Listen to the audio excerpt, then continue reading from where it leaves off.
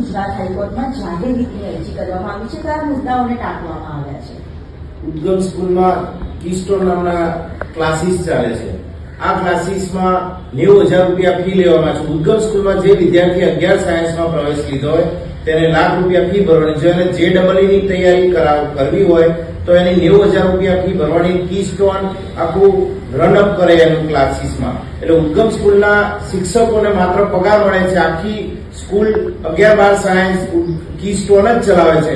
આ બાબતે અમે એપ્રિલ મહિનામાં શિક્ષણ સચિવ, જિલ્લા શિક્ષણ અધિકારી ગ્રામ્યને રજૂઆત કરેલી તો તેઓ કહે કે આવા કોઈ ક્લાસીસ ચાલતા નથી, આપના આક્ષેપો પાયા વિહોણા છે. એટલે અમે 18 ડિસેમ્બરના રોજ કીસ્ટોનની મેમનગર જે ક્લાસીસ છે ત્યાં જે સ્ટિંગ ઓપરેશન કર્યું તો કીસ્ટોનના સંચાલક પોતે એવું કહે છે કે આ સંસ્થામાં સ્કૂલ સમય દરમિયાન કીસ્ટોન જ રનઅપ કરશે. એટલે અમે કહ્યું કે ઉદ્ગમ સ્કૂલમાં સંચાલક આ બધું ચલાવશે તો એને કહ્યું કે તમે ચિંતા ના કરશો, આ સંસ્થાનું નામ જ યુકે છે, ઉદ્ગમ અને કીસ્ટોન એટલે કે યુકે.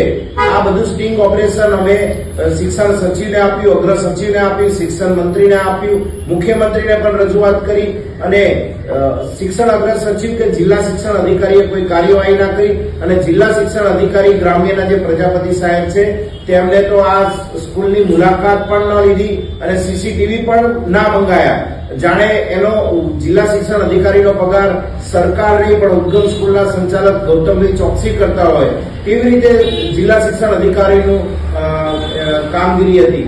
આ તમામ પ્લેટફોર્મે અમે રજૂઆત કરી, કોઈ આખરે નિર્ણય ના આવતા અમે ગુજરાત હાઈકોર્ટને આ બાબતે PIL ની અરજી કરી અને અમને ન્યાયતંત્ર ઉપર વિશ્વાસ છે કે કોઈ કાર્યવાહી શિક્ષણ વિભાગ કે સરકાર દ્વારા કરવામાં આવી નથી. તો અમને ચીફ જસ્ટિસ મેડમ ઉપર વિશ્વાસ છે કે વિદ્યાર્થીઓને ન્યાયી વલણ અપનાવી અને વિદ્યાર્થીઓના તરફેણમાં નિર્ણય લેશે અને અમારો મુદ્દો સાચો છે. આમ વ્યક્તિને 90,000 રૂપિયા ક્યાંથી આવી મોંઘવારીમાં બને તો પછી લાખ રૂપિયા ફી કેમ આ ઉદ્ગમ સ્કૂલ લે છે? આ પ્રશ્ન અમારો છે અને હાઈકોર્ટમાં અમે PIL પિટિશન કરી છે અને આજે અમે એફિડેવિટ રજૂ કરવાના છીએ આ બાબતે મારા વકીલ દ્વારા.